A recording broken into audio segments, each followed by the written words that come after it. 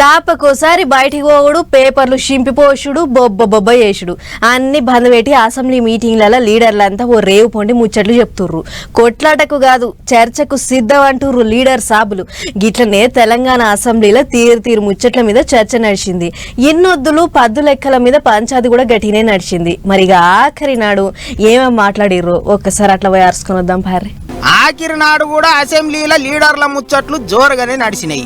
అన్నిటికీ మించి అవయవ దానం బిల్లు మీద చర్చ చేసిండ్రు. మాజీ మంత్రి కేటీఆర్ సారు అందరికంటే ముందుగాల లేచి నేను రెడీ అన్నట్టు మాట్లాడిండు. ఆర్గన్ డొనేషన్ ఎంకరేజ్ చేయాల్సిన బాధ్యత మనందరి మీద ఉంది. కానీ ఒక వ్యక్తిగా నా ప్రతిపాదన ఏంటంటే I will come forward sir. నేను అవయవ దానానికి అసెంబ్లీ వేదికగా నా మద్దతు ప్రకటిస్తూ మనందరం కూడా let us lead by example.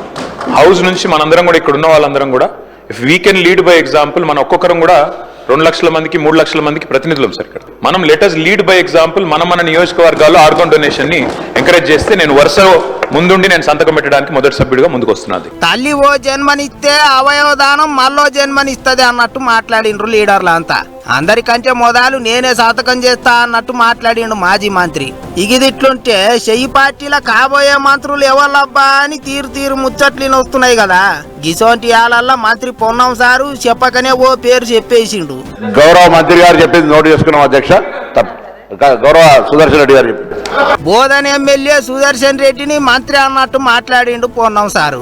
మరి అనుకోకుండా వచ్చిందో లేకపోతే లోపట సారుకు ముచ్చట తెలిసే ఉంటది కాబట్టి మాట్లాడిండో తెలియదు గాని మొత్తానికి 4 పోస్టులలో ఓ పోస్టు సుదర్శన్ రెడ్డికి ఇచ్చిండ్రు కావచ్చు అనుకుంటారట అందరూ.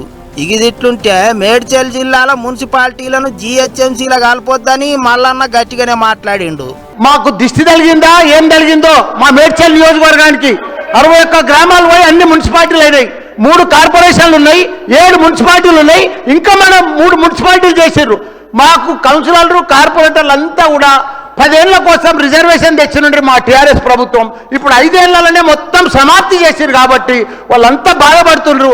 సేమ్ రిజర్వేషన్, సేమ్ కౌన్సిలర్లు, సేమ్ మున్సిపాలిటీలు 13 మున్సిపాలిటీలు GHMCలో కలపకుండా అట్లనే పెట్టాలన్నా అంతా ఆగమాగం చేస్తాను అన్నట్టు మల్లారెడ్డి కాక పార్సాన్ అయ్యిండు. అటు అప్పుల మీద కూడా సర్కారోళ్లకు ప్రతిపక్షం లీడర్లకు లడాయి గట్టిగా నడిచింది. లేని అప్పులన్నీ కారు పార్టీ వాళ్ళ మీద రుద్దుతాన్రు, వట్టిగా బదనాం చేస్తాన్రు అన్నట్టు మాట్లాడిండు కేటీఆర్ సారు. దీనికి చెయ్యి పార్టీ వాళ్ళు సీఎం సారు కూడా గట్టిగానే ఆర్చుకున్నాడు. ఉన్న ముచ్చట్నే చెప్పినాం, అన్ని లెక్కలున్నాయి అన్నట్టు మరలబడ్డారు. గిట్ల ఆఖరి నాడు అసెంబ్లీలో తీరు ముచ్చట్లే నడిచినాయి.